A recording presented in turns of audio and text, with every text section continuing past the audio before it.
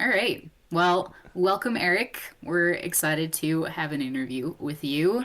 Um, just to introduce ourselves, I am Ray Allen. I am one of the two artists working on Tethergeist with Owen Co Games, and then Jordan we have here.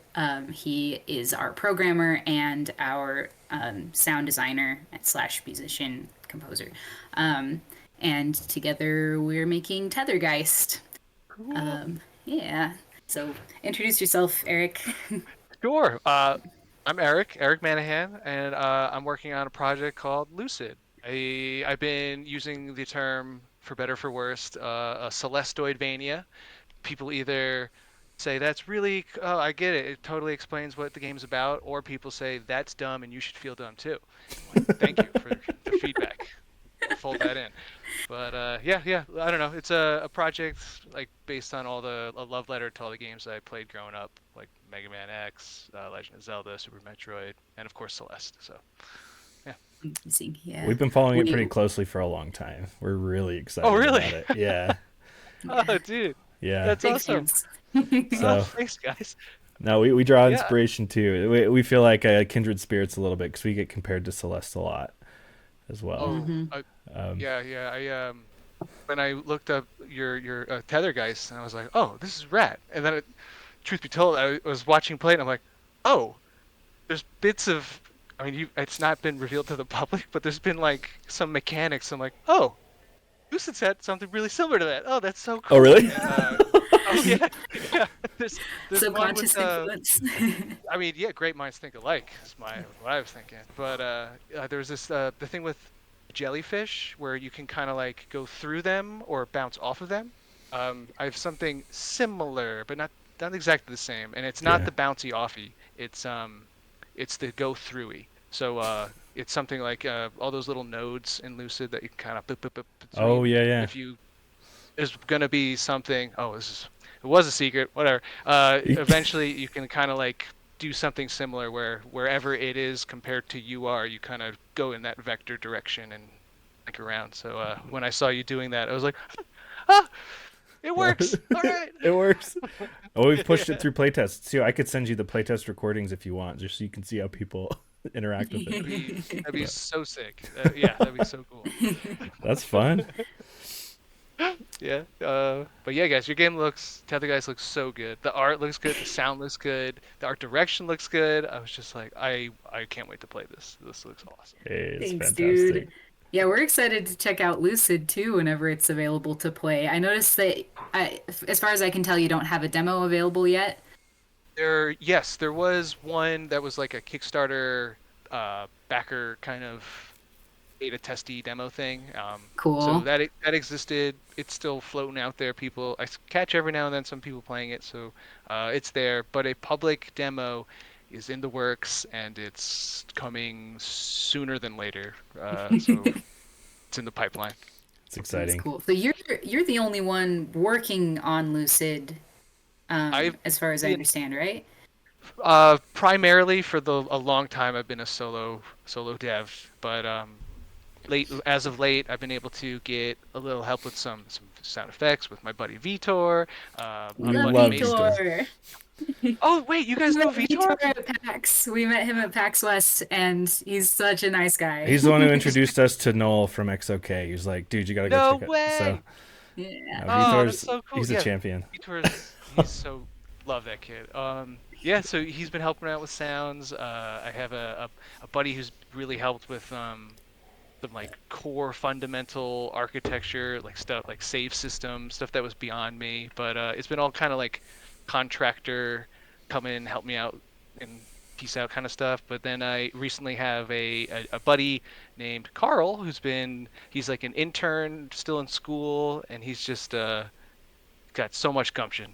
And he's always down to clown. But yeah, so my solo endeavor has slowly recently kind of get more help to get to the finish line. That's That's cool. And exciting. have you funded all that contract work with funds from the Kickstarter? Well, at first it was the publisher Oh, funds, and nice. Yeah. then yeah, and then eventually Kickstarter funds. So Cool. yeah, I a didn't little bit realize you complicated. were being published. Who's Yeah, publishing you? Apogee Entertainment, I think they go by Apogee. Yeah. Cool. They're the guys behind Bread and Fred, Turbo Overkill, and a bunch of other games. Master Quest recently, but yeah, they kind of had a Cool. rebranding. Yeah, yeah, they had a resurgence, or they left and then came back, and then they had this kind of like recruiting all these up and coming indies, and I was in there, and that kind of gave me the confidence of leaving my architecture field and going for this for full time. And also, the lady gave me the okay, so that was very nice of her. One thing before we get too far, I do want to talk about how cool the term Celesteoidvania is. And anybody who says, like, oh, you don't know what you're talking about, or they're like truists to genres, you probably, I don't know if you've seen it yet, but GMTK literally just released a video today talking about genres. Oh, I Um, have not. yeah, it's so he's got his list of 10. He did one of those like top 10 type videos, top 10 things I've learned in the last decade of running this channel. And Okay. one of the big things he said was game designers could do well to stop pigeonholing themselves into being truest to specific genres. And I literally immediately thought of your game because like calling it a Celesteoidvania is such a good like branding technique because that's something everybody's going to resonate with, and they're all going to say, but this is super fresh and this is super new. And anybody's like, oh well, it doesn't count as a true platformer. It doesn't count. It's like Mark Brown is I a pretty big voice in the industry. Granted, in the video he discredits himself. He's like, dude, I'm just a YouTuber. But um, his whole take on humble. it is like break the barriers, and Lucid is doing that. So it's like it's really exciting to see just Oh, that thanks. in the mix. So Yeah, I appreciate that. It at first it would hurt my feelings, but eventually Reddit becomes just like water on a duck's back, and it's mostly Reddit. But yeah, I don't it's know. mostly Reddit. At the very least, you'll remember how much you hated that term. Okay, I guess. But Yeah, yeah, I've seen it. I do not want to be being sounding like I'm taking credit for merging two words because Metroidvania in and of itself is doing that. But I have been seeing, even on the subreddit, our Metroidvania, I've seen a Mega Man X Vania, Zelda Vania. I've been seeing uh, other Vanias starting to do this, and I was like, where are all the haters at?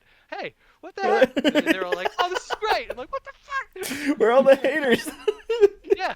I'm like, all right, man, good for you. But yeah, it's starting to catch on, so I welcome it. More, like you said, more blowing up the genre and making folding of ideas. I think will Yeah, push the industry in different directions. But I love it. I appreciate it, so thank you.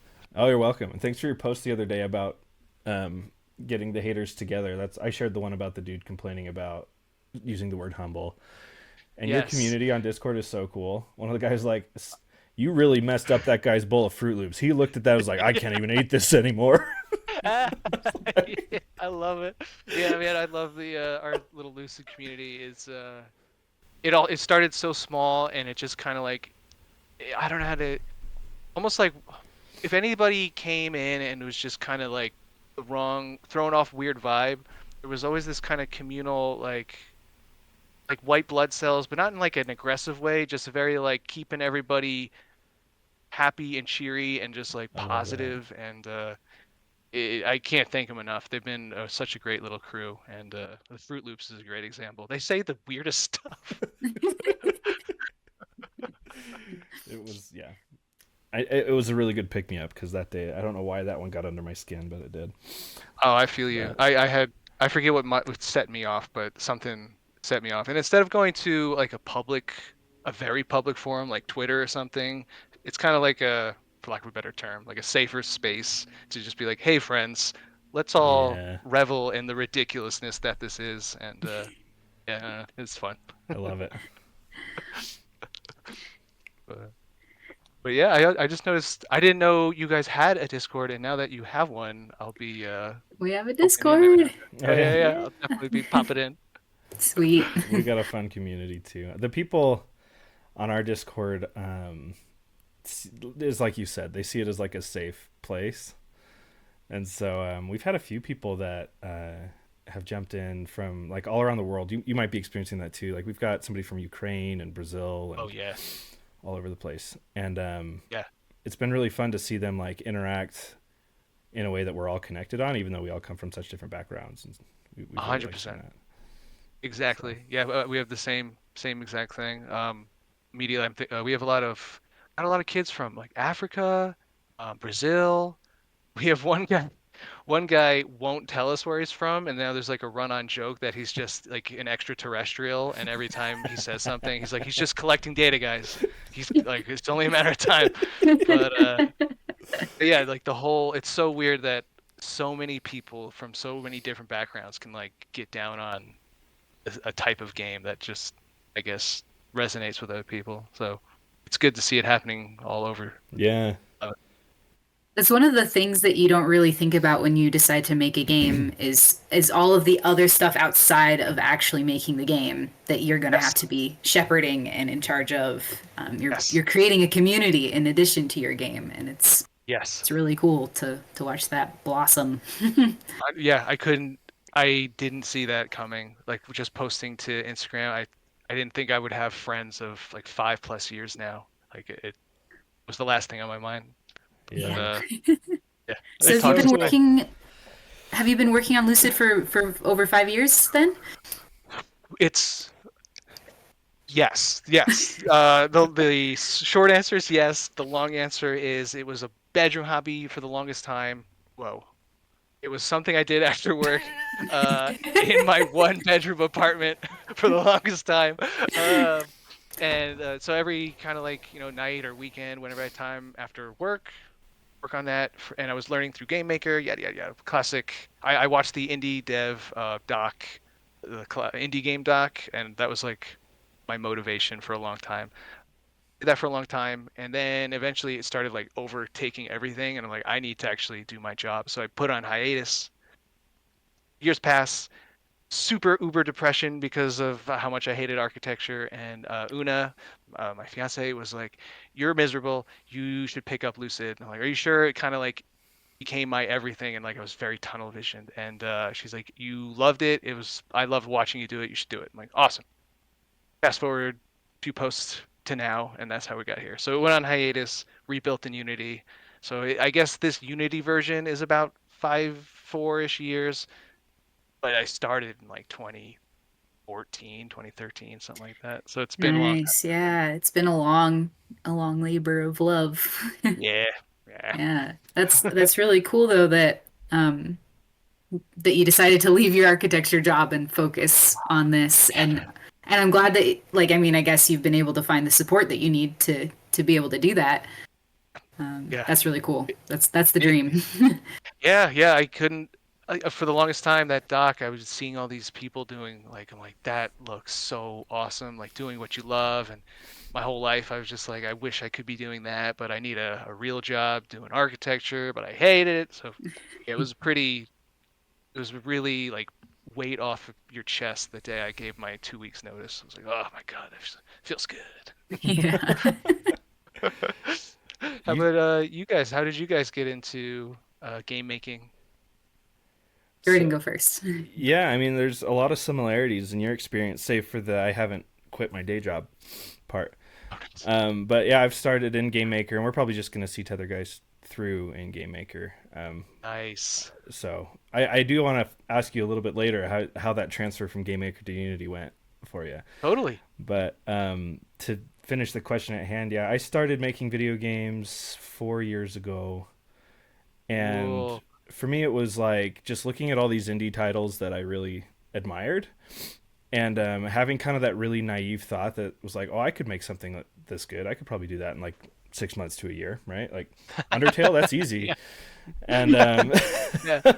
you learn pretty quickly that, oh no, like Undertale took Toby Fox a very long time to make, and that's an incredible game, and there's tons under the hood. But um, so I started making video games as like a hobby, a bedroom hobby, like you Yeah. described, Yeah. Yeah. because that was literally my office was in my bedroom, and Same. participated in a bunch of game jams, and I was kind of in that season of life where I wasn't really looking to make any money with video games. My whole goal was just to use it as a creative outlet to make up for feeling bored in my day-to-day work. Yep. And game jams were super exciting because they were super fast, and then I'd put my game out there and then people played it and they'd give me feedback. And I was like, this is a really fun cycle. And GMTK 2021 started up, and I was like, okay, I think I'm ready to like go all in on this jam because it's like the biggest jam on itch.io. And I knew Ray from somebody's watching this is gonna just figure it out, and that's okay, right? Okay, like, you can call me either way. It doesn't matter. Ray's just a nickname. I knew Ray from my wife. She and my wife had grown up together a little bit before my wife moved, but so I knew her as an artist, and I reached out to her, and I was like, well, I can't. My pixel art is pretty ugly at best, so maybe you could help me out. And Ray was like, by the way, Noah like wants to do this all the time, and she's married to Noah. To expand a little bit more on your question, I am a comic book illustrator by my day job, so I write and I illustrate comic books. But I was a freelance illustrator leading up until that, and that's how I got to know Jordan, because he had hired me previously to do artwork for a board game that he was working on. No way. Yeah. So, Different season. so we were connected that way. I never really had any experience in video games before Tethergeist, but Noah had been working in video games for a few years before we got together, and or before Tethergeist happened. He had been working as a storyboard artist for video games. He worked with Avalanche on Hogwarts Legacy. Cool. Yeah, and then he's also had a lot of experience with like mobile games and stuff like that. So he's always been super passionate about this. And when the opportunity arose to be involved in a small video game with a very talented programmer, he was like, "Heck yeah, I want all in on that." And so since then we've been focusing on it pretty much full time. Noah's been working on this game. Oh, that's awesome. I'm Yeah. so happy for you guys. It's so like it's so nice when like all the pieces seemingly kind of start to like slide in, and it seems, well, I mean, from here it seems like everything just kind of slid in very nicely. Like I know a guy, I know a girl, I know another guy. Awesome. Yeah, it's That's pretty awesome. wild how much all of our talents really complement each other. We're really lucky to have found a team that works so well together. Uh, yeah, that's the other factor, like talent plus like attitudes with each other, that vibes or whatever. That's great. Yep, we don't have a good silver bullet or example as to how it happened. It's just it happened. Sometimes people ask Serendipitous. that, like, how do you form a team? Like, Yeah, No No cool people. people. that's kind of like even like with Vitor, like it was first it started with just people posting on Instagram and being like friendly with each other. Then we met up at PAX and got coffee, and like, oh yeah, this guy's actually really cool. And that I wanted to work with people that I liked hanging out with, and that's how that was my interview process. Was like, can I have a coffee and or beer with you and get through it like smoothly? Then we're gonna be fine. Yeah, no matter what. there you go. Yeah. Yeah, Vitor is so. Sorry, that we guy. like Awesome. Vitor. He's We're big so fans. cool. He's so cool. He's so Did, cool. did you guys meet him? Did he have his blue hair at the time? No, Or did No. he shed? Oh man, he had a lot ask of him hair for though. pics It was of. black. Yeah, he's got yeah. At some point, he must have shed it. But when I first met him, he had these kind of like blue, like Sonic highlights, and I was like, rad, nice. That's awesome. Yeah, That's yeah, yeah. awesome. Love Good it. guy. No, yeah, he invited us to a bunch of stuff out there at PAX, and we got to know a bunch of people through him. And I speak Portuguese fluently, and that like blew his mind apparently. Like when we were Yeah. chatting, he was like, "What? How does happening today?" Just like that energy was really appreciated. Did you try to keep it a secret as long as possible, and then just be like, put in an order in Portuguese and be I like, should have done something like that. No, I couldn't tell his accent. His English is so good. I couldn't recognize it as a Brazilian accent. So I wasn't sure where he was from, and it wasn't until he was talking to Noah about being from Brazil that Noah was like, "Oh, you should talk to Jordan. He speaks Brazilian Portuguese." And anyway, sick. So. That's cool, man. what a guy. Yeah, I hopefully we speak- run into him more. Yeah, every I know he goes to PAX West a lot, or at least Yeah, he's been going a that's where lot. we met him. Mm-hmm. Yeah, Yep. Um, I'd like to get back out there. I like West. West is more fun, in my opinion, but Mm. East is more business, for better or for worse. But mm, See, we're gonna find yeah, out, assuming yeah, we East were, has us. cool. yeah, We're Super cool. emailing them right now to see if we can get out there, but looking Nice. into it.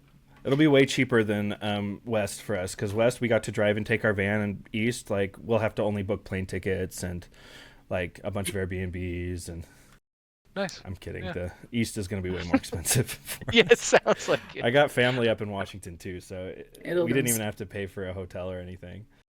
Very But nice. yeah, I'm the opposite. I'm on New York side, so West is always I I hate flying, so getting over there is a pain, but I love it when I'm there. And then I yeah. found out this past PAX East that I was stupid. And I'm like, you got to fly places. That's how you get places. And I go there, I go through all the flying, and they're like, why didn't you just take the train? I'm like, what do you mean? Like, you could take a train from New York to Boston. It's like 2.5 hours, and you don't have to do. And you're like, where were you 2 weeks ago? They were on the train. Yeah. Yeah. So next time I'm taking the friggin' train. Oh man. So we had some questions that we wanted to ask each other. Do we want to start with those? Yeah. Cool. Do you want, how about you go, you go first and we can just kind of take turns. Oh, hell yeah, sure. Okay, so my first question for y'all was, I have it up. Let's see. Okay, there it is. Okay. One was, what would be your protagonist three favorite albums? I was thinking that May probably listens to Aurora. You guys familiar with her?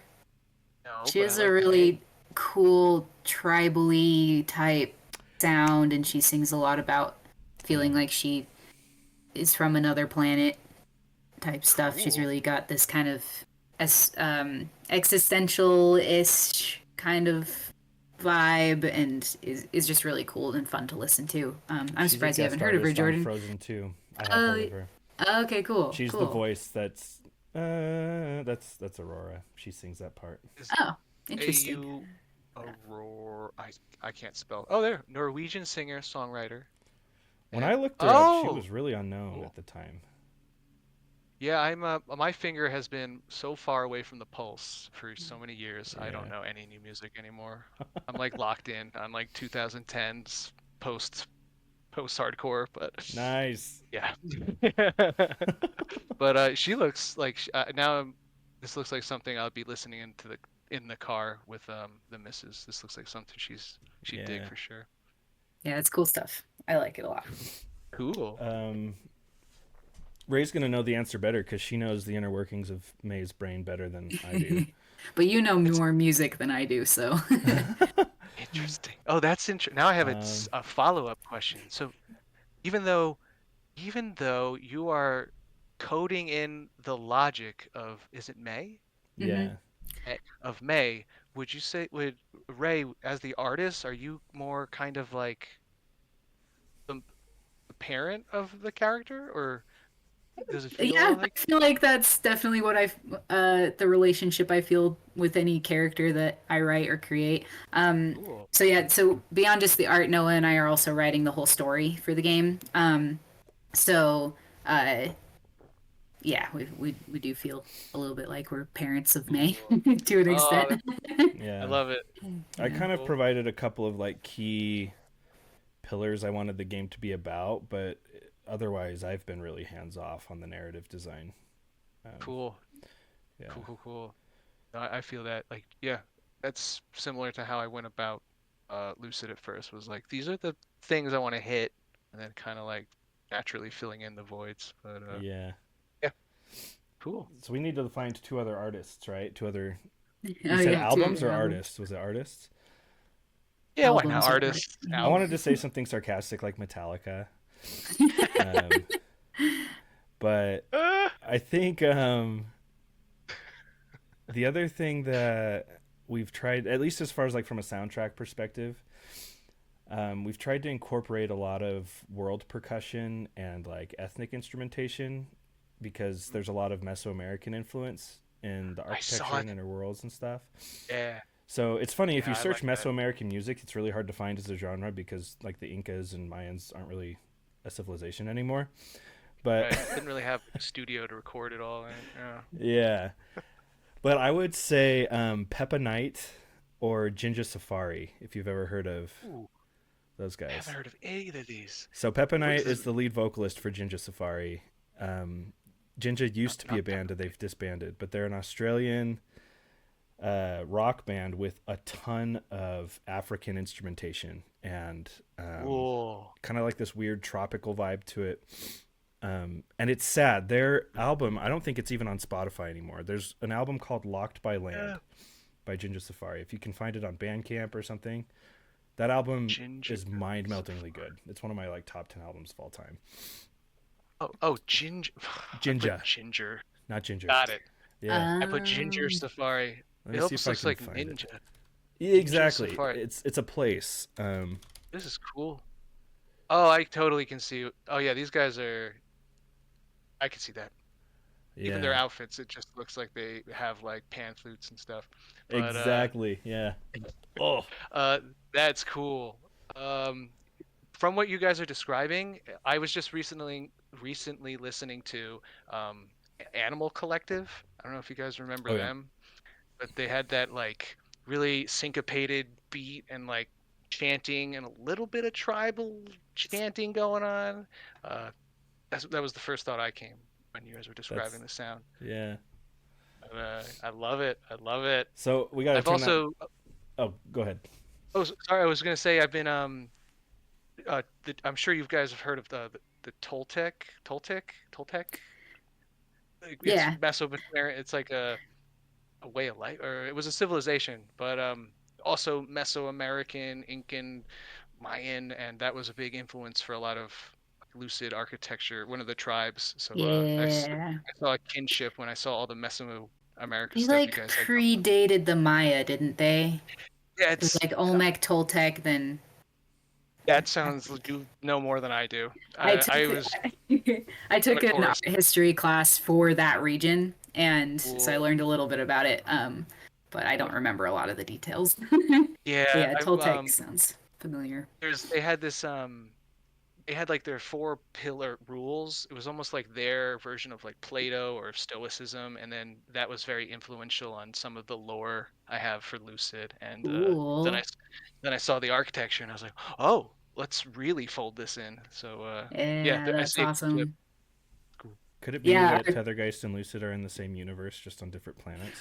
there you go. No, I'm just Or kidding. different times. Yeah, Different maybe times. Different that'd be. things on the same planet. I mean, we joke, but I was seeing like again some of the mechanics and even some of the art direction with like the crystal wall and stuff. I was like, Yeah. what the heck?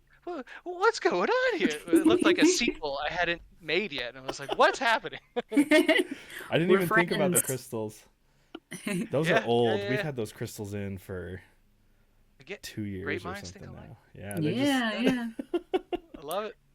Love the old world, ancient technology, aesthetic, and yeah. Atlantis is a I've been big calling. influence for us too, like Oh that. yeah. Up. I've been another one of those phrases I coined. I was told I don't know if I coined it. I said it. I said it once before an interview. They were prepping me for an interview, and they're like rapid fire questioning. I'm like, I don't know. It's like crystal punk. It would be like, and they're like, ooh. So I've been saying Lucid's in a crystal punk world where like you just sub steampunk for crystals, like just whatever steam Cool. mechanics would do, you just insert a crystal, and that's a lot of like the technology. So it's like Final Fantasy VII, but instead of Mako reactors, it would be like Crystal Aura reactors. But so yeah, Awesome. Love that. yeah. That's Crystal sweet. punk. That was cool. So we got to kick the question back. What would be the three Oh, main musicians that your main character okay, listens to? okay, yeah, yeah. I think I've okay. I put a little thought into it, but I think I solidified in one would be the Doom 2016 soundtrack by Mick Gordon. 100%. Awesome. I think that was one of the like getting into that flow state was a big thing with Lucid, so I could just see move in and groove into that. It's just like peak. So definitely that. And then there's this electronic artist called Gesaffelstein. I believe he's French, but he's got this really dark, um, like another syncopated beat where it's like a bunch of layering of beats, but there's always this feeling of momentum, and it's dark and gritty and kind of like very John Wick feeling, like when he's on Sure, his one of yeah. his tears. Uh, and it's just got this edge to it that feels cool, and you just want to like go fast. So Gesaffelstein, and then I was bouncing between either the Donkey Kong OST, because Okay. I got to give a shout out to David Wise. He's such a huge influence, and then he's actually working on the I don't know. I He's saw working on the that. project. Yeah. It's like how'd you land Bro, that? I still don't believe it's happening. I got on a phone call with him at a call like this, and I was just like, he's like, please stop that. I'm like, I'm sorry, just give me 2 seconds. But he's awesome, and so yeah, maybe some David Wise music, and then if not that, for some reason, Gorilla's Demon Days popped in my head. All right. I don't Yeah. know why, but that popped in my head. Just something kind of chill, but like kind of funky, a little bit weird, Yeah. easy listening. Yeah. Yeah, Early that's what we'll go 2000s with. for sure. Coming Yep, back yep, to yep, it. yep, yep, yep, I love that. yep. Cool. Yeah, All right. My first question is pretty basic, and bring it on. you might have already like simply responded to it already, but like what inspired you to create a Celesteoidvania? Why did you want to mesh those Oh, two genres? that's a great question. So if it kind of links into what we were talking about earlier, how it started in Game Maker, like the first before times. Lucid was a very much more straightforward Metroidvania, like very very Hollow. Before it was before Hollow Knight came out, but it was more slow, a little more walky, a little more slashy. It had some Mega Man shooty, but not like super movement heavy as it is now.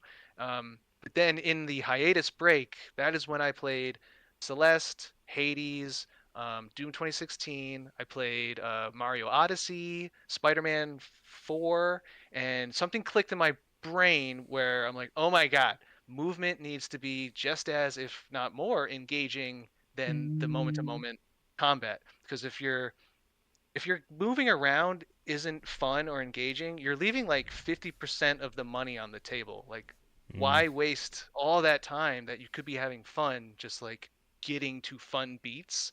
And that really resonated with me. And then so that idea started floating in, and I started working on something, and I was making a little course of moving around where I was shooting things to unlock a door. Like I had to hit all these nodes, and I realized I'm like, oh, I'm making like a break the targets, like a Super Smash Brothers break the targets thing.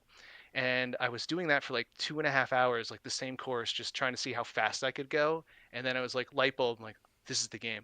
I'm having fun for 2.5 hours doing a simple course. I'm like, the whole game needs to be this. So it was kind of an amalgamation and a converging of all those things happening at once, and then that's where Celesteoidmania really kind of shot off. yeah. Yeah, Oh, yeah, that's yeah. cool. I love that. Movement is obviously like super important to our game too. I Mhm. mean, Jordan talks all the time about how important it is to explore like different movement mechanics and uh do you have more to say about that, Jordan? I've had, hundreds of hours of devlogs to say about it, I I suppose. mean, I guess that's fair, Uh, but but no, movement is like you're speaking my language. It's kind of the core element of what makes at least our game fun. Mhm. I did have an interesting question. I don't know if it's interesting. It's interesting to me. When I think of a Celesteoidvania, right? When I think of Metroidvania, is the common one of the common loops is that sometimes you're traversing something kind of like you said more than once. Mhm. Um, and so, Mhm. how have you approached? And maybe you haven't found a problem in this at all, but I imagine there could be concerns mitigating that feeling of like I've already done this. Why are you making me do this again? Especially when it's like a Celeste level of difficulty. Yeah, What has been your approach to that concern? I love this question. And I have engaged, and I like to think I solved it. Time will tell, but for me, it's solved in a very fun way. But so it's a combination of a few things. Um, Part one would be after playing a lot of FromSoft. FromSoft is one of my favorite studios ever. I love them. But that I don't know if you guys played Dark Souls, but A little bit. there's this moment.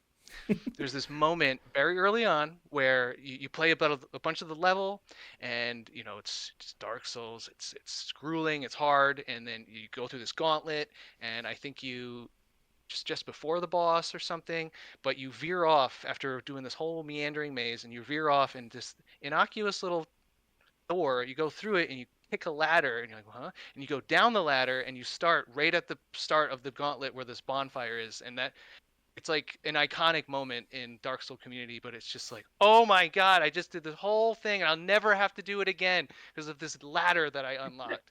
So there's a lot of that where you do all this hard stuff and then at the end of it you unlock a shortcut and you no longer you've done it Sure. once and you don't have to do it again because your reward is a shortcut and at the end maybe there's some materials or whatnot. So that's one.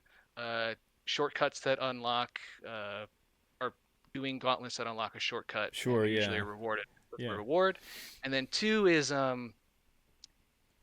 playing Mega Man X is another huge one influence. And I loved when you would beat Chill Penguins level and then Flame Mammoths level would no longer have fire and lava on it. So stages that are Mm, affected by other things.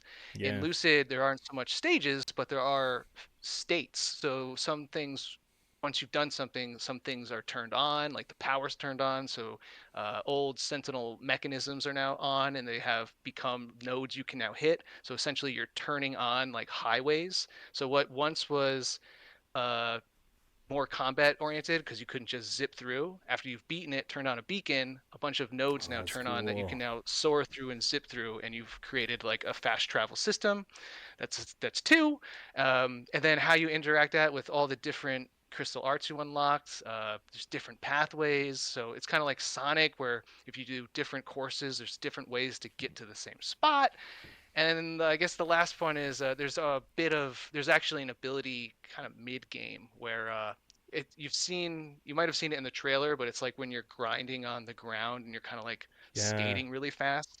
That's become an upgrade where mid game it mitigates some of that where you'll unlock some walls and it'll like go boom boom boom, and then Metroid music plays and it'll have this giant river vein of crystals that it's like, oh, this is a shortcut rail that you can just grind really fast, pick up a bunch of money, do some cool jumps, and then it gets you across the level really, really fast. So it will also mitigate backtracking and it's fun. So Cool. I've been conscious of this and I have a few different ways to mitigate backtracking and keeping it fun and Oh engaging yeah. and No, I think you've got a stuff like great that. approach there.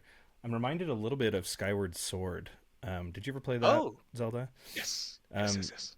it some people knocked it for this, but I did think it was clever. You would backtrack to these different worlds, but something of the world's state would have changed. And so you're playing Right. the same level, but it feels uniquely different because you Yes. have a new ability or you have a certain Mhm. shortcut that lets you skip something that you had to do the first time or whatever it may be. Totally. Yeah. I remember what I'm remembering is the forest. I think that the water level rised or something like that. Yeah, it was I think it was desert. I Maybe mean, you're maybe you're the out there on a desert. boat all of Yeah. a sudden and Right. It's been yeah, a minute, but yeah, there's that, or exactly there's like you that. could get some even more rudimentary like Super Mario World with the exclamation point blocks where you turn on the yellow blocks and suddenly you have those as Yep. a boon for the levels. And That's cool. and as a small indie team, I'm sure you guys can attest of being able to re-implement or reuse assets in a creative way is very helpful to small Yes. teams. So Yeah. that's another great reason to revisit areas that are slightly tweaked. But Yeah. yeah, just how you approach it, different angles. Yeah, there was a damn, I just lost it. But there was some game where it was just I think it was Sekiro. In Sekiro, at some point, a core area like becomes like nighttime and it's on fire, and it's the same map, but now like top buildings have toppled over, Yeah. certain grapple points are different, enemy placement's different, and they start you, instead of entering here, you have to start here, and just the fact that you're here and there's different enemy is still infinitely harder. So it's amazing how just how you approach geometry and then what obstacles you put there drastically change how you approach the problem. So that's something I try to fold in as well. So, That's sounds like you're doing awesome. something similar. Yeah. So when is this demo coming out? And when's the? I want to play Soon, this. soon, Yeah, so that's gonna be so soon. cool. I was just working on it earlier and looking at the list, and it's like it's slowly getting smaller and smaller and smaller. So That's good. Our list tends to be like a Hydra, where it'll get smaller and then turn into like 3 heads. yes, Yeah. yes, 1,000 times yes. It's the worst. There's that 99 bottles of beer on the wall song. I've heard it sung Mhm. with bugs on the wall, right? So you Yeah. have 99 bugs to fix on the wall. You take one down, patch it around, and there's 112 bugs to fix on the wall. It doesn't actually doesn't actually decrease. Go down, it goes No, up. it's just that's always stuck with me. I still remember a developer singing that one of my first jobs, and I was like, "You're a dork, dude," and he was just Stays with wiser you. than me. I love it. My dumb fucking my brain just was like thinking of actual crickets. I didn't associate like Oh, bugs. bugs! I thought you were talking about like a wall of A bugs. And I wall was of like, crickets. oh, and then it breaks, and then the bugs mate. So then you have more bugs. I get it. Right. That's how it works. Creative That's how bugs extrapolation. started, right? It was a physical bug getting in the hardware of the computer. That's where the term comes from. Right. So Right. yeah, you know what Right. I'm talking Oh, about. But that's I so. had that happen to me.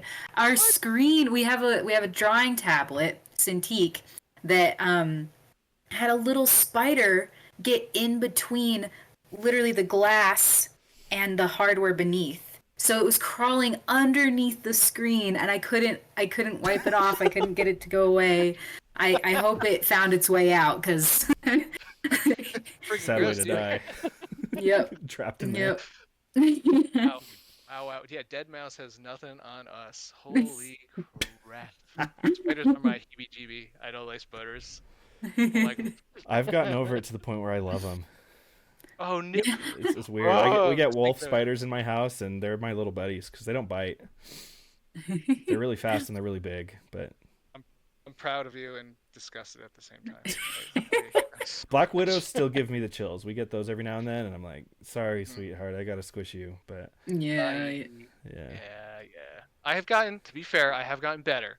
I have gotten better. I will allow some spider bros to survive because I know we have a symbiotic relationship going on. They eat mosquitoes, and so I'll catch them in a corner and I'll be like, not today. Live one more. Good for you. Yeah, Yeah, our rule is if it's in the bedroom, it gets squashed, but anywhere else, we'll usually catch and release. that's a pretty good rule. Yeah, I think I subscribe to that as well. Yeah. Yeah. I'm a softie. It's always catch and release unless they can really hurt me. Uh, you have a But very kind Buddhist kind of I don't way know. back here. Really If good. you saw me when I lived in Arizona, I torched so many scorpions. Literally, like hairspray, lighter.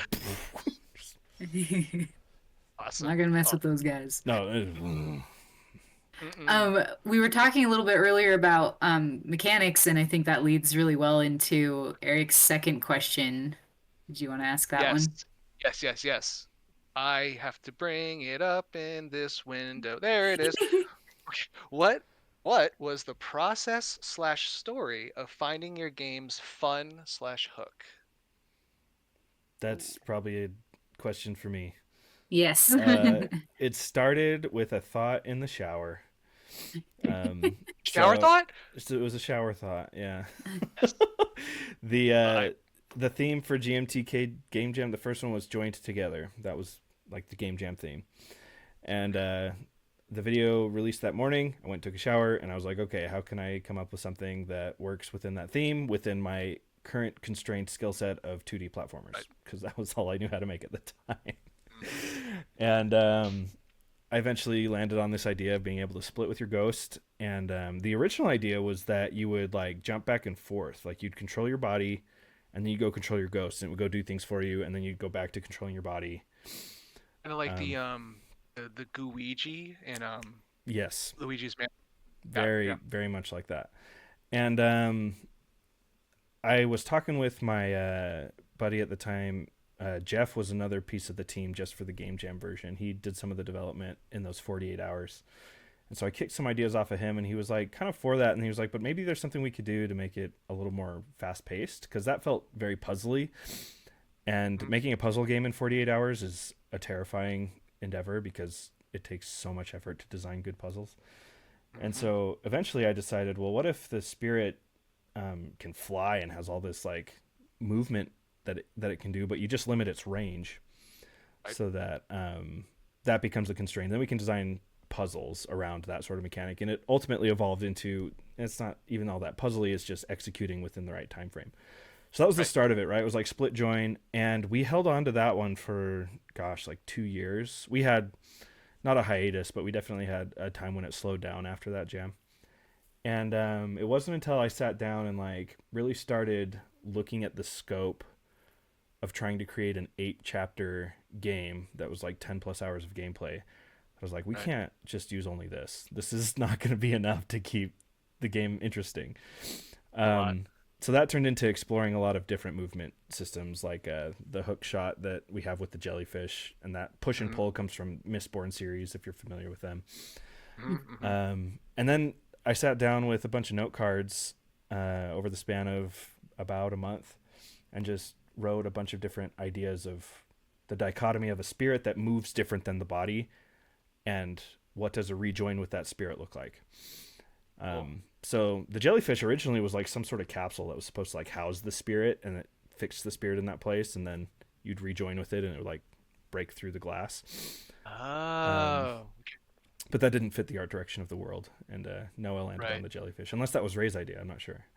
I Uh, think it was both of us. We were thinking of something floaty. Something floaty, the jellies. And yeah, I like I like how they came out. They came They're out really very well, yeah.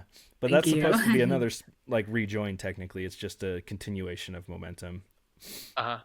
And then I yeah, always took it as like a bumper in what's the bumper I'm thinking of? Oh, Smash I think it's Bros. Smash Bros. Yeah, yeah, Yeah, exactly. Yeah. Yeah, to me when I see it, it feels like you go through it and get hit by a bumper and go bong, but yeah, maybe I'm filling in the gaps in my head. But yeah, it's really cool. definitely. So anyway, yeah, brainstormed a bunch of ideas, and that's when we landed on everything else. We've got like this pinball mechanic that I'm super super stoked about. If Whoa. you've yeah, if you've watched our devlogs, I've given hints at it, but the idea is that the spirit actually flies and follows like Oh, I have seen it. billiard mechanics. It yeah, yeah, yeah, and it can like ricochet and then where it ends up, You I choose forget how it when you ends. rejoin, so you time the rejoin. Oh, okay. So that was yeah. We, Cool. we still need to play test it a little bit more, but ultimately it's a timing question. So the That's player fun. has full control over when it happens, and that idea came way before Tethergeist existed. I don't know if Ray even knows this. Um, Ooh, that's Brave Mark. nuts. So I had a game called Brave Mark. That was what I thought would be my dream game when I was young and naive and thought I could finish a game in a year. Uh-huh, Um, totally. and the term Brave Mark, if anybody's made it this far into our interview, I guess you're privy to this secret knowledge. Is in reference to my daughter's scar. So she Oh, has a spina bifida, and they had to seal up her back. It's a whole amazing story, but it comes with spinal damage, comes with mobility disabilities, which is why that's one of the themes in our game too. And the game was called Brave Mark, and it was supposed to be a story about like going to bat for your kid and ultimately paving a path for them so that anyway, the solid. ricochet mechanic was originally from that game, and the idea was that you had a companion that you could send throughout the level that would unlock things for you as it ran into stuff. Yeah. So anyway, I brought that into Tethergeist because it's way more fun to then go to wherever that thing bounced off to. And Yes. Yes. yeah. Yes. Yes. Anyway, Ooh, you're giving me ideas now. Fudge. Oh, that might be an upgrade. Ooh, yeah, I got ideas now, buddy. all right. Just include us in the credits. Aspiring each other. Yeah, right. That's cool, man. I love the rig. I have so the idea that you've sparked now in me is I have. Oh, this no one knows this one. See, yeah, whoever's made it this far is getting privy to a lot of secret stuff. Um, there's the crystal kunai. So I don't know if it's apparent, but all the upgrades in Lucid are tied to cardinal directions, where like slash is this Awesome. way, spears up down. There's a circle, and one of them's the diagonals, and that's the kunai. So you basically you can throw it up or you can throw it down if you're in the air, and then where it ends, you can teleport, kind of like Sheik's up B in Smash Bros. Hmm. So you throw up and you go poof and you explode and do damage. Uh, it'd be cool if that could ricochet. So now you've given me ideas of a ricocheting kunai, maybe like once or twice. Otherwise, it gets broken. But yeah, that's really cool. I That'd like be that. cool. Some of that idea Uh, came from Brawl Stars. If you've ever played that game, oh yeah. Oh shit. Rico. The character's name is literally Rico, and he shoots balls that bounce off of walls and stuff. And that's not novel. I mean, you do that in laser tag, but Right. it's I can't wait to see all the platforming puzzles. I saw a few in those clips, but yeah, there's tons of fun to be had that I can totally tell. Oh, it's gonna be so much fun to play. yeah. Finish it, Cool. hurry up. That's Ray and Noah are saying that to me. I'm the bottleneck. Yeah. That's what we're saying. Get a move on. Right? Yeah. It's I'm moving as fast as a single person can. It's a But lot of Don't work. believe you. It's a lot You're of being a work. you're being a bag of lazy bones, clearly. yeah, no, I should be putting in over like 90 hours. I'm only doing 80-hour work weeks right now. Yeah, man. Like, So, what's the deal? Do yeah. you even care? No, yeah, I'm a total sack of garbage. Like, jeez. I Oh, teach some college courses too, and my students are like, "Yo, when are you gonna grade the midterm?" I'm like, "I'm sorry, I have like 4 jobs right now. yeah, that can wait. You'll be fine. Whatever. You'll survive. Don't worry, I'll give you all A's." Yeah, Um, I'll give you all A's if you stop asking me, please. Oh man. nah, but anyway, yeah. So that's to Okay. get to the final end of the question. So we've got like actually like 7 different split rejoin types, and then there's a bunch Cool. of different environmental aspects in addition to that. So it's all just riffing on that idea of like you're Cool. joined together with your spirit. What does the movement of the spirit look like? How does the rejoin make for more fun and interesting ways to traverse stuff? Sick. There it is. That's awesome, man. Cool tips. I love that it started in a shower thought. That's one of another of my YouTube Discord terms is like another shower thought, boys and girls. Yeah, all the best ideas come in the shower, so that's cool. They do. Mhm. Um, well, I want to kick that question back to you, but there's so many. The We have a lot of trailer. questions. Yeah. Yeah. Uh, you hit me whatever. I'll answer whatever you like. Uh, sorry, did I cut you off, Jordan? No, if you want to just keep moving, because I know that we don't want this thing to last for like 2 hours. We should Yeah, I probably. was gonna say like, we want to be respectful of time. Yeah, Let's likewise. let's say let's say 15 minutes. We can do this and we can wrap this up by 30 after. Um, well, let's see. I want to know more about the artwork of Lucid Ooh, and what your inspirations are for that. Do you make the pixel art yourself? I do. That is Yes. awesome. It's beautiful. It's really Oh, thank beautiful. you.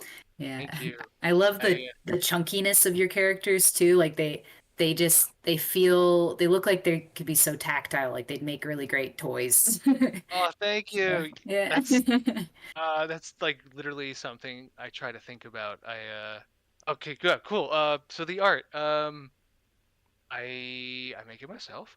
I started the same time I started doing game dev is when I started to learn pixel art, and I just kind of like poured like all of my time. And if I wasn't working, I was studying coding and pixel art, like in at my lunch break in McDonald's and Barnes and Noble all the time. There was an online Amazing. app, like I think it was called Piskel. It was like a free web-based pixel art program. I was using that for the longest time. So while I was supposed to be working, I would be doing that. I was a terrible architecture employee looking back. Holy crap. Anyway, um, so yeah, my inspirations were I would have to say, uh, all the games I played growing up, like Zelda, just like it's all kind of built up to this, where like Pokemon, Kirby's a big one I've found. It's like I forget about it until someone goes, "This kind of looks like that thing in Kirby." I'm like, "That does look like that thing in Kirby," and then I'll look at it, I'm like, "Oh yeah, it was back here and now it's out there." Even my sister mentioned it. She's like, "I like the Kirby nod." I'm like, "What Kirby nod?" She's like, "The boss with the eyes." And like, oh yeah, that happens more often than not. So and also with my architecture background, I have a pretty I have a pretty good handle on like 3D space. You kind of Mm, have to. So I try my best. You can actually see like the progress. My older pixel art definitely feels a lot more flat, and I try with newer ones to actually give it much more of like a clay look, almost like these things are pieces of clay that are kind of smacked together and then pixelated. And uh, there's a lot more 3D movement, and it, like you said, it feels like they could be 3D printed, like little those old Pokemon capsule toys that I used to get. But yeah, love it. Yeah. those are the inspirations. And I don't know if you guys remember the game called Duelist. It was like a card game with pixel art. Mm. It didn't. I don't know why it didn't like become big, but the art was gorgeous, and I would go through all their works, and any time I could. Sometimes they uploaded a movie, but if it was a GIF, I would download that GIF and extract it and just like pixel by pixel look at what they were doing and like how, because it was very effects heavy. I'm like, how are they doing this Mm. fire effects? How are they doing this energy effects? Oh, they're hue shifting here. Oh, these pixel cluster patterns really work well for fire. And I would just like absorb that knowledge and try to like bring it over to my work. But That's yeah, so cool. yeah, Love art is that. death. Yeah. Oh, that's awesome. Yeah, we were definitely inspired by well, we were definitely inspired by Zelda in like the weird quirky proportions and Yeah, just fun wild characters. And yeah, like uh did you have any like Studio Ghibli influence or anything like that? Yeah. can't believe I forgot to mention it. Yeah, like yeah. What self-respecting indie dev isn't inspired by Studio Ghibli? I don't Right. know. I Right. I say that, and I think I said once to somebody at PAX, I'm like, like a Studio Ghibli, like I've never seen any of the movies, and I just was like, filthy. Get out. Oh, get out. Get out of my sight. Oh I man. threw my drink down. I said, leave me. But yeah, I was very, very inspired by Ghibli. I would have to say Princess Mononoke and Spirited Away are probably That's my the beats. same. That's the same Yeah, for You have to go Tethergeist. look at our Yeah. yeah, Kickstarter. I think those are sitting right there on the inspiration section. Yeah. yep, Princess yep, yep, yep. Mononoke, for sure, and Spirited Away for like, yeah, yeah, We need more totally. blood.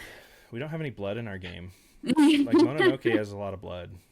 true. A It's a true. lot more than you remember. I have fake Yeah. blood. I got away with using fake blood. There you I go. use like a pink pixely.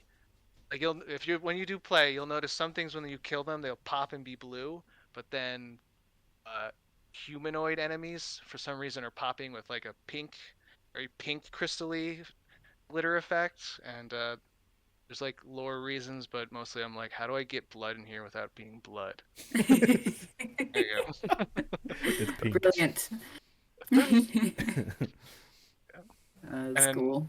so then I guess right back at you guys. Oh no, I should ask. I should ask my question. Yeah, go for My it. Yeah. apologies. We'll just have to. Clearly, we just have to do a round two at some Yeah, point. yeah. I'd be down. Yeah, definitely. Where were? If you were. Oh yeah. Oh, this was fun. A person asked me this in an interview, and I loved it. Okay. If you were given the keys to any franchise of your choosing, which would you like to make the next entry to? So like, the next Zelda, the next. I don't know, Smash Bros. Oh. What would you guys want to tackle? Man. I've had this. I have an answer already. Woo! Um, I've thought about this specific thing, and I don't. What's funny is I don't know if this is my real answer, but this is where my head is. Okay. Star Fox. No, stop it. Is that your answer? Did you? That was my answer. No, what? What? I need to go find the interview. That was my What? answer. I swear to God. That's awesome. Maybe we have a similar line of thinking. Here's what I'm thinking. Um, this is something. So we've been kicking around ideas for what we want our game after Tethergeist to be our second entry into the world, and we want to make a space western. That's like one of the big things that we've kind of been like really hoping for. And it was a shower thought. Oh, What's your that? shower thought? It was a So shower like a thought. I was Cowboy like, Bebop? Cowboy Bebop. Is that what you said? You said space western, so then I was like the tone of a Cowboy Bebop, or more like a Star Fox tone. It would be its own tone. I don't know. I would want to blend like into the Spider-Verse with Bebop, like that Spider-Verse type of like eccentric color and like crazy art styles with the vibe and tone of like Bebop and the music in particular. I'm picking out what you're putting down. Got it. Yeah. So it was a shower thought. I was like, man, how cool would it be to pursue a game like that? And then I got to thinking, when's the last time I played a good Star Fox game? 96. Right? And it's weird because maybe I'm mistaken, but it feels like Nintendo hasn't done anything with it. Like Sonic, kind of they drove themselves into the ground and just kept making worse and worse Sonic games. Star Fox, they were like, well, we're just not going to try then, or something.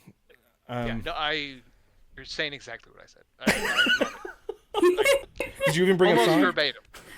I spoke about other franchises, and it's like they're being mishandled, and about how Star Fox, it feels like they clearly peaked and then they were floundering, and like I want to bring back, like, do a proper sequel. Like what happened? Star Fox Zero was the biggest disappointment. I can't tell you how excited I was to play that game, and then I think I was 2 levels in, and I just had this sinking feeling, and I was just like, fuck, I hate this. And it was horrible.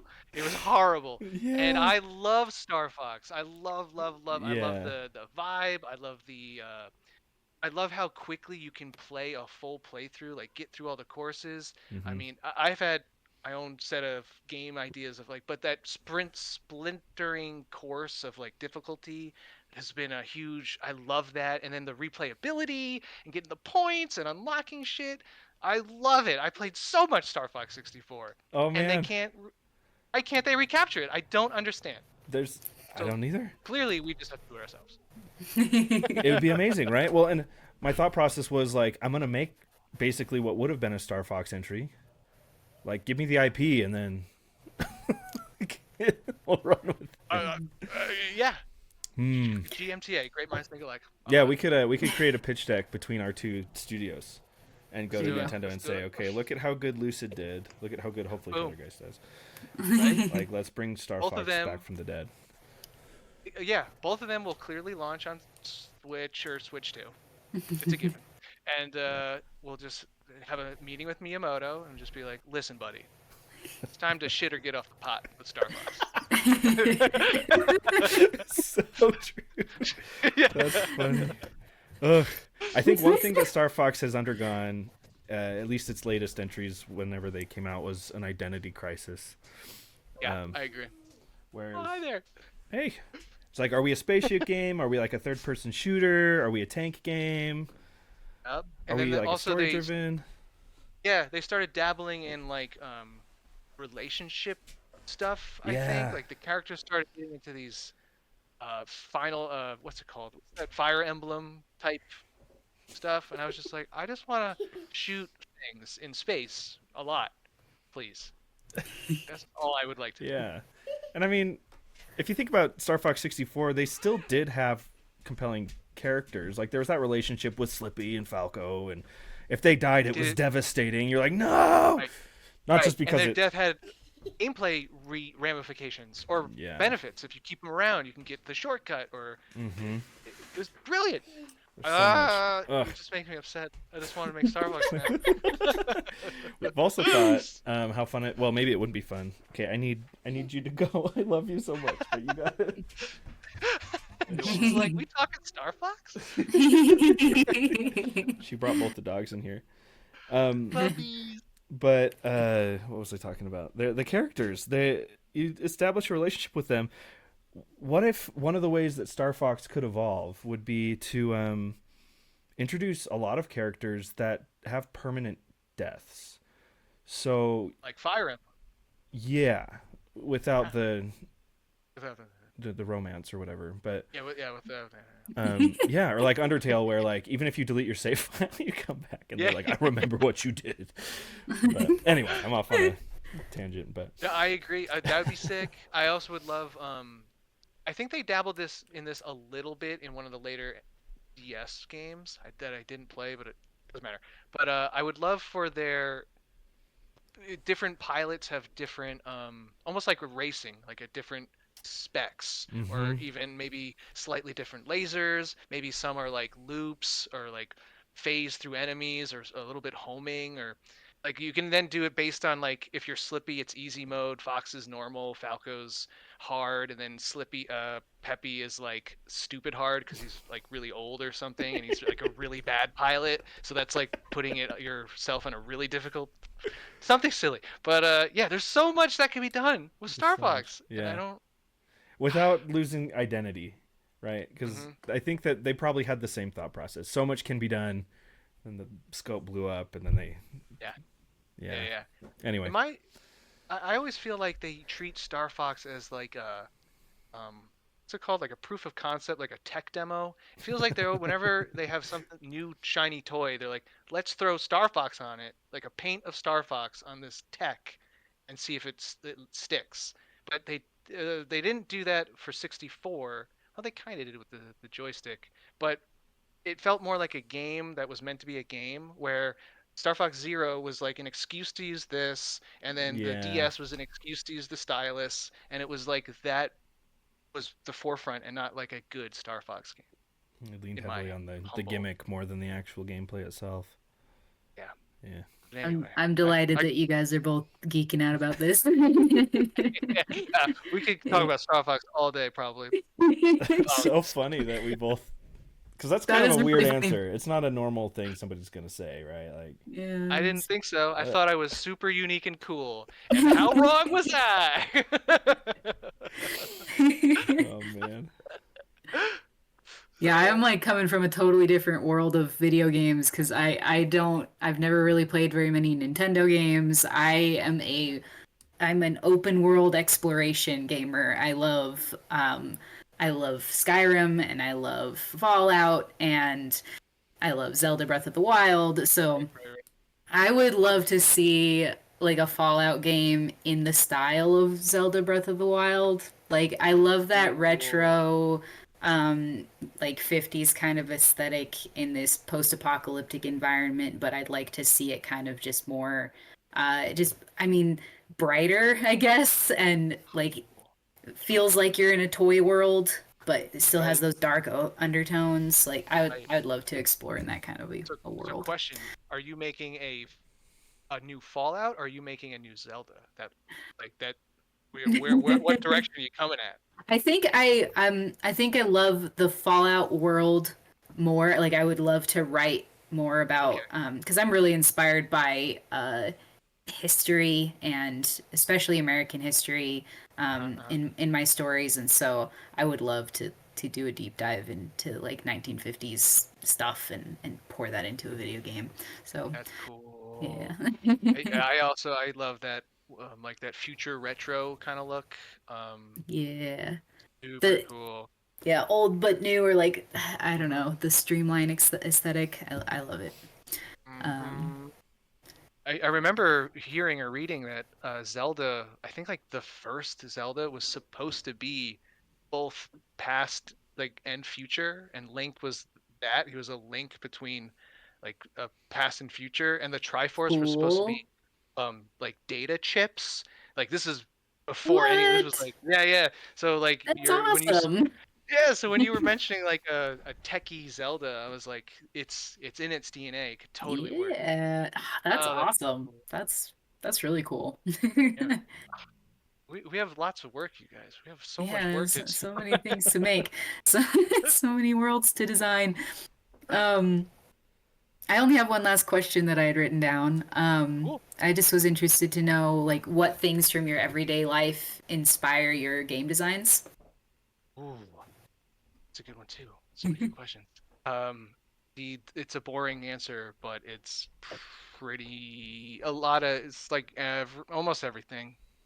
My Una makes fun of me, and I don't know how annoying it is. If it's really annoying, or she's teasing, or she's actually getting annoyed about it.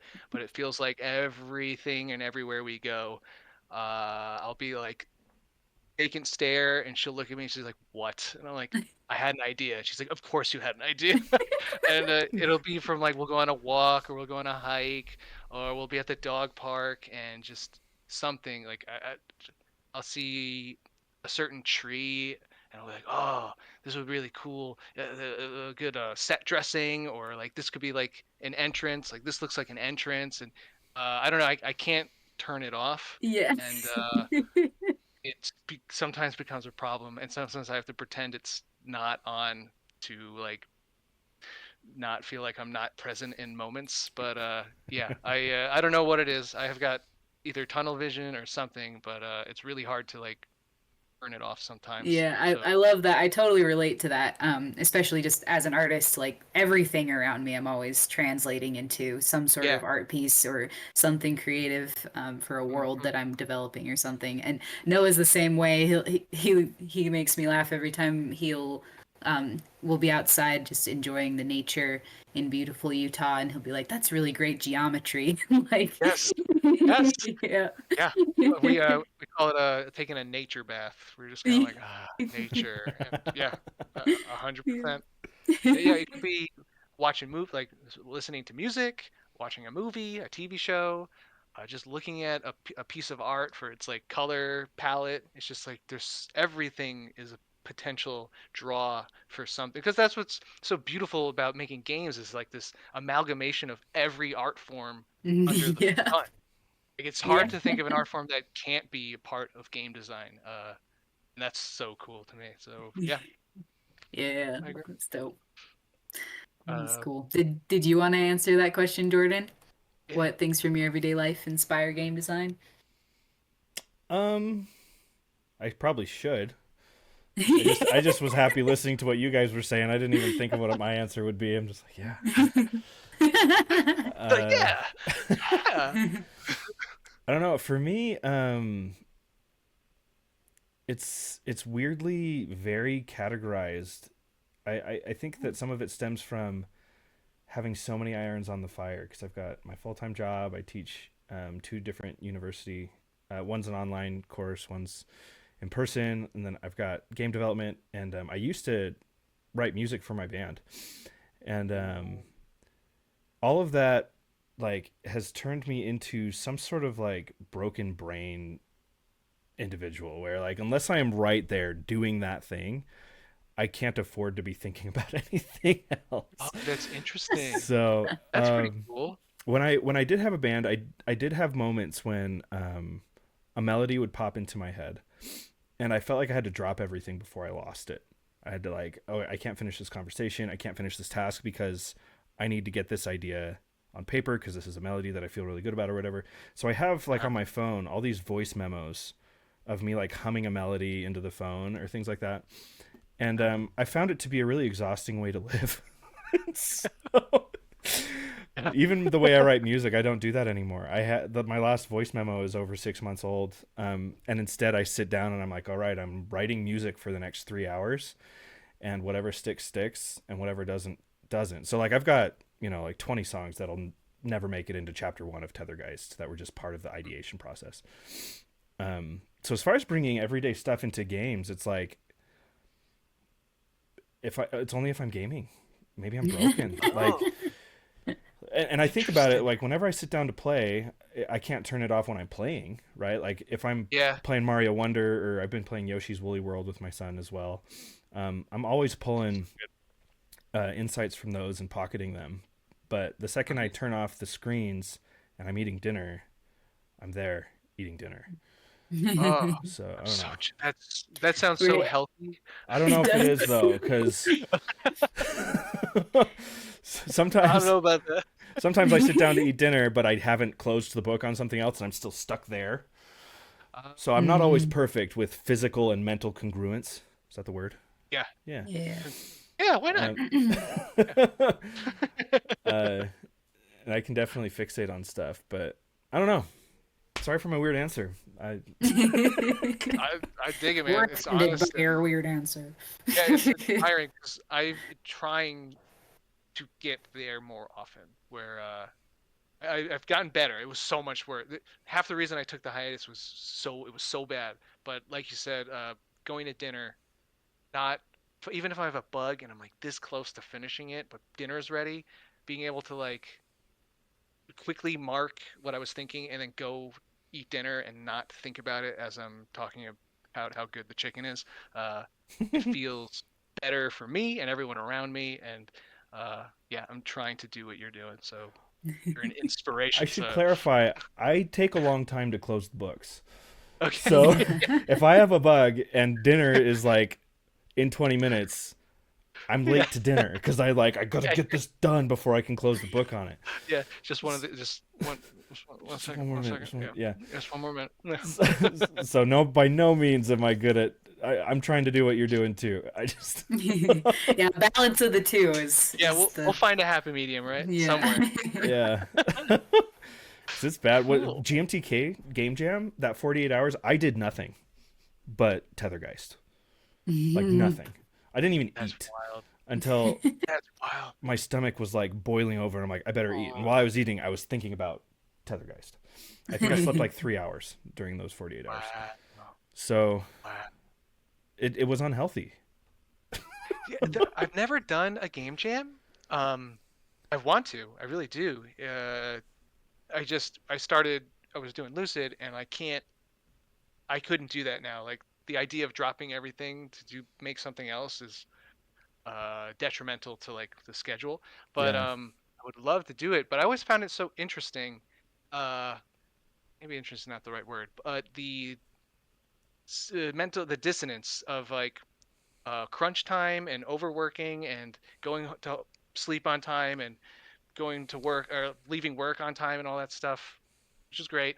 But then we kind of like get super hyped to like stay up for 2 hours, 2 days straight and do nothing but a game. It's like uh not two different thought processes that don't line up, but Yeah. that's the nature of the beast. There's a recent video from Thomas Stewart, and I thought he worded it well. He says, "Crunch is totally fine if it's self-imposed." That's a good. That was That's a how he good left way. it. If you do it to Yeah, yourself, that's a good way. great.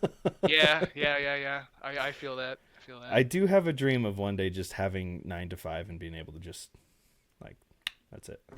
Which you have in your career if it's boring enough. It's easy to turn Yeah, work off if you're not engaged in it. it really But is. I've definitely been there. And then the 9 to 5 is, but sometimes 5 can't come soon enough. And so yes, yeah. yes. Um.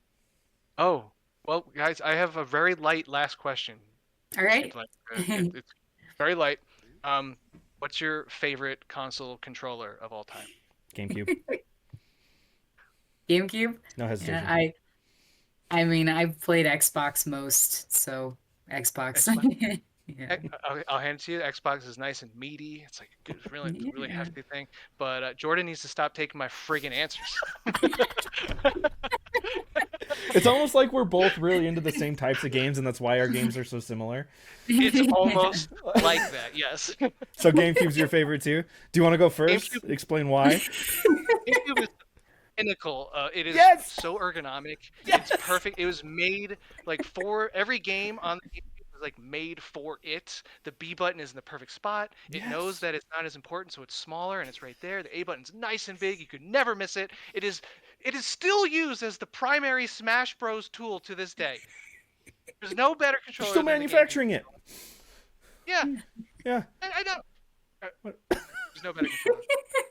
It's so true. And with my Pro controller, because I switch between like my Steam Deck and my Nintendo controller, if I see a prompt that says press the B button, I get it wrong half the time because I don't know where the B button is. Or X and Yes. Y for some reason on Switch. Yeah. Which one's up? The top one is I Y. think top one's. I don't even know. I have no I think idea. it's why. I don't remember. Yeah, I have no idea. Well, it's What? X on this. X. Why is the one on the Y axis an X and why is the one on the X axis a Y? I'll never know. I Was just it Was the SNES controller like that? Are they trying to be cheeky and be like, look at us, we're referencing our old? Oh, maybe I don't because know. yeah, I think B was on the bottom of the SNES. I remember B was everything, right? Okay, You hold. maybe. I think you held X though. It's a Chat, whole can you? just dumpster fire. I don't know. Yeah. And then I've got I think a decent second. It's nowhere near the GameCube, but I really like the 8-bit dough. Have you ever played with this one? Ooh, no, but that Um, looks good. this one's sick. It's a Huh? third party company. It looks a lot like I mean, they're shameless, right? They're like, this is a. Yeah, it really does. Like it has the little Well, here I'll hold up the Smarties screen for the feeling thing. buttons. Yeah, you can see Oh yeah. I've marked gamepad numbers for what Game Maker calls them, but um, yeah, this one's decent because it's got that D-pad in a good spot for like 2D scrollers and stuff. But I'm Yeah, with you yeah, on the yeah, yeah. GameCube. Like, I don't have to know which one the A button is, and then I've given it to my kids before to play with, and it's like, how do I do this thing? Press the big green button. How do I do this other thing? Press the little red button. Like, it's so. Yeah, And then you the got the buttons are notches in all... the C stick for perfect Yeah, like.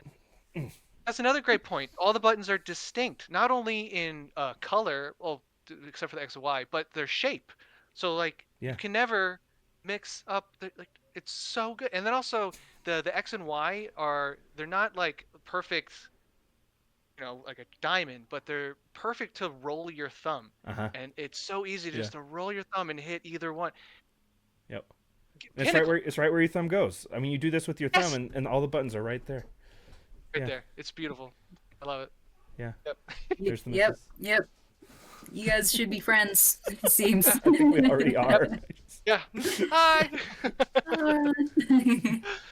Well, That'll be Ray, her we're first I'm digital very appearance. sorry that we kind of inadvertently poo-pooed on the Xbox, seeing how Oh, no, great no. the It's GameCube fine. controller really is, and there's no contest. But yeah, the Xbox is pretty cool.